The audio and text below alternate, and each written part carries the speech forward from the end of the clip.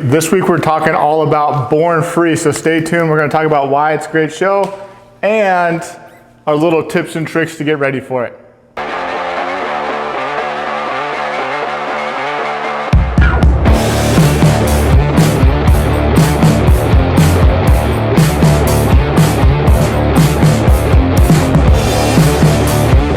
All right, guys, we wanted to talk to you today about, one, why we love Born Free, and then honestly the advice that we have for after going for a few years. Yep. Some of the things that we wish we knew going in, or some of the things that we know we should have done and continually forget. So hopefully this is a good reminder for you guys. Continually forget. Yeah.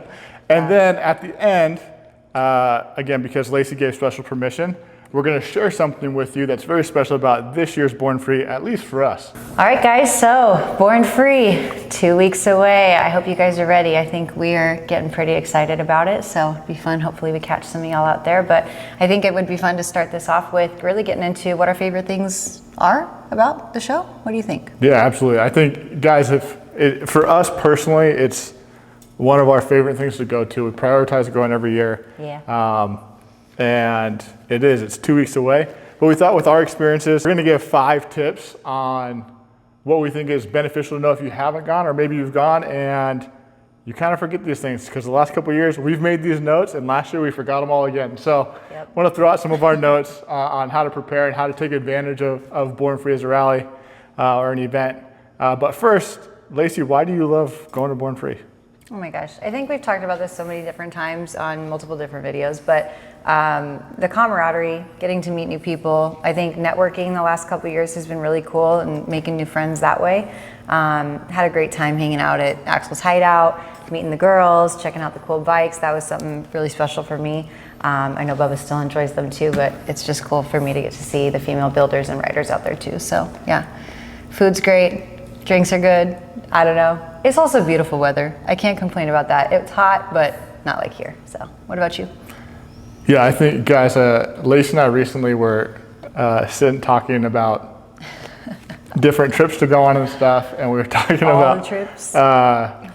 Europe in general. And for those who don't know, like, I studied history in college. I was an American history teacher for a couple years in high school. I love history, and even with that background, I said I would much rather go to Born Free than Europe, because the art that you see on motorcycles there, I don't think you can match it. I absolutely love it, and I think it literally is just people innovating and finding new ways to do old things, but also just completely unique ways to build, to customize, and to make bikes super special. So there's so much detail in so many bikes, not even bikes that are in the show, just people who ride their own.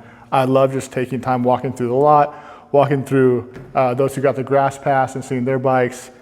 So for that, I absolutely love, I love the event. We spend way too much of our free time there in the used bike corral, Yeah. I'm not gonna lie. Yeah. But all of it's If only I had more money, you know? working on it. But guys, honestly, we love the event. We're excited to go again this year and excited that it's only 2 weeks away. Yeah. But with that, we'll jump into again, 5 things that we think is advice everybody should have before going. All right, first one, Lace, what is it?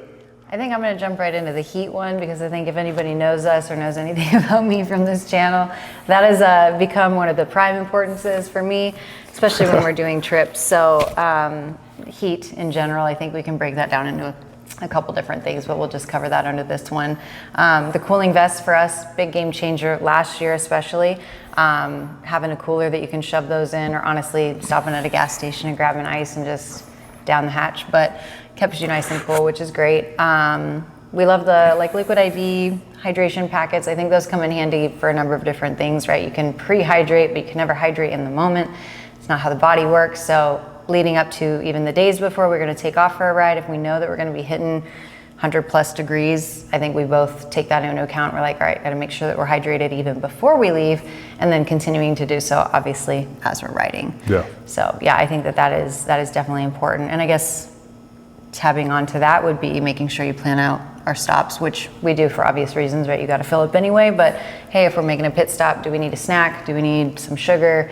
Do we need water or Gatorade, something like that? Just get something in the tummy, because we don't need to pass out on the ride there or home. Yeah. And guys, not to beat a dead horse, but I do think that, like, heat mitigation throughout the process. We're in Phoenix, so we'll go from Phoenix, which it'll be over 100 degrees when we leave. Yeah. And then at the same time when we get there, when we're riding in the evenings, we need like a hoodie. So like we go drastic temp changes, but planning our route on the way out there and preparing beforehand. Yeah. Something after like you do a few trips and if you ride enough, you know that like just getting food and water in your system and you like makes all the difference in a trip. You can enjoy the whole thing. Yeah. But if you're dehydrated, if you're burnt to like, a crisp when you get home. You're absolutely crispy, it makes that ride pretty miserable.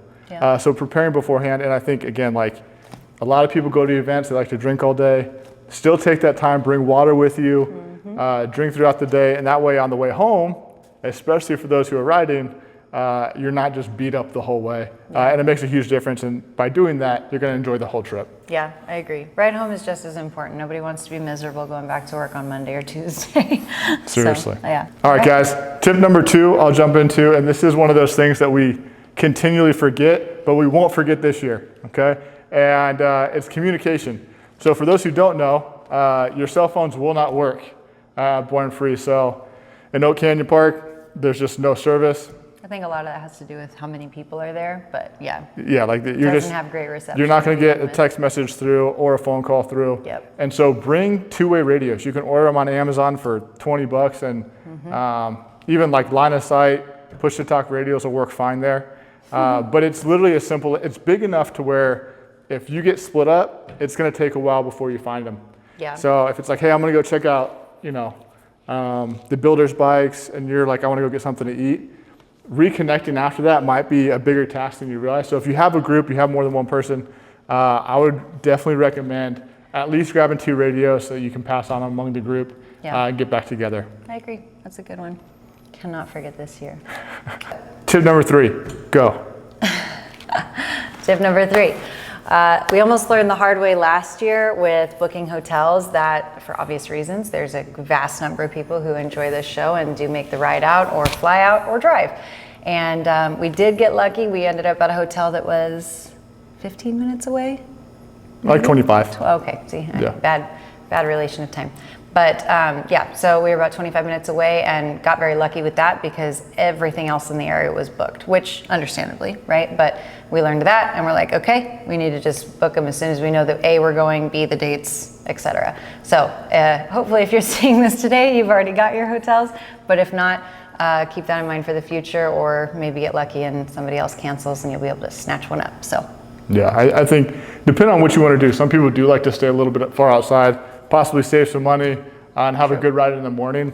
Nothing wrong with that. For us, we're typically out late the night before. We like to be able to just kind of get up late and jump over the event, enjoy that all day, get back, and then have a good evening before we ride back to Phoenix the next day. So for us, being close is optimal, so we do have to plan a little bit ahead. Yeah. Tip number 4, Bubba's turn. All right, guys.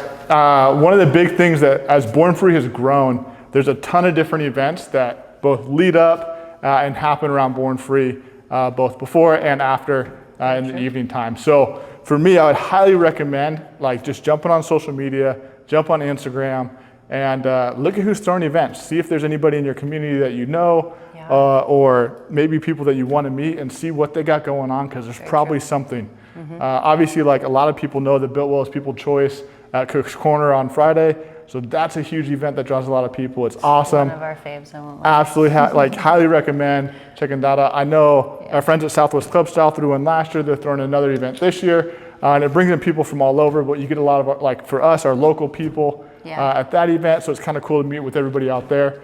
So absolutely, highly recommend jumping on social media, find out what events are going on, and not just going to the event itself, but those smaller, more intimate events around it. And you're going to meet some awesome people. I can't even tell you just the people that we've met, the great conversations we've had. We had a blast it's a blast, but it enhances the whole experience. Yeah. So definitely go and do that and check that out. Yeah, totally agree. We even got some giveaway freebies, goodies. I don't even, was it a raffle?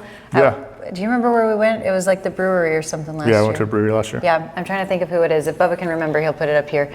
But I was sitting there, half bandaged up, half, flesh ripped off by the road.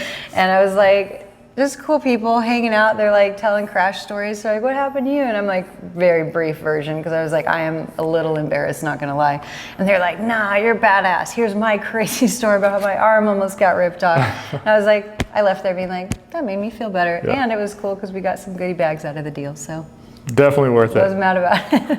Our last piece of advice for going to Born Free kind of coincides with one of the reasons we love going, but it's take time and look at the bikes, especially those from the builders themselves. You're going to see so many subtle details, so many things that are unique to each bike, and honestly, just some of the most clean bikes you've ever seen in your life. So take time, make sure you set aside time to go look, appreciate, enjoy those things. Yeah. Take a leisurely stroll. Again, these are some of the most beautiful bikes you'll see ever, and it's pretty cool to just soak that in. So for us, highly recommend taking time and not just enjoying the community and everything else going on, but enjoy the bikes themselves. That's what it's all about, and they're well worth it. Yeah. I think we talked about him before, but we ran into one of the builders that we caught at Cook's Corner the night before, who I think was staying at our hotel. Literally caught him tinkering, messing around with some last minute stuff, and we're like, dang dude, this is a sick bike. And he's like, oh, if you come over here tomorrow. We were like, yes. So that was super cool. Had no idea, couldn't have guessed that we'd run into anybody, let alone that with someone that was going to be in the show. So I think, again, that was fun. Yeah, love it. All right guys, so here's the breakdown of what's going on, what we alluded to at the beginning, and the tea. Lacey gave permission to share it, so we're super excited. We are getting married next week, and so we are actually finishing our honeymoon going to Born Free this year. So if you do see us there, we just got married. We're having a good time, but come say hi. We'd love to see you, and we're very excited to kind of wrap up our union and experience that way. I think it's something that we've bonded over and love having a part of our life. So I think what a great way to finish out that celebration. Yeah, and didn't die on the way there or home last year. So we get to go again. Yeah. But guys, if you haven't seen our episodes from last year, check those out. They're a good time. We'll start with the first one where you get to hear Lacey's crash story and jump into that. And then again, for all of those who do follow along, who comment, who share our stuff, who interact with us or hit us up on whatever social platforms. Thanks. Again, it's been great to get to know people and interact with you guys. And hopefully at this next event, we'll get to meet some of you guys hopefully at this next event, we'll get to meet some of you guys in person and have a good time interacting. Yeah, agreed. Guys, and with that, we'll have a fun, we will actually be traveling next week, but we will have an episode drop, and then we might have some intermittent episodes drop randomly. We'll see if we keep the schedule or not, or if we just try to push a bunch out. So we'll have a good time, but we'll see you guys next week.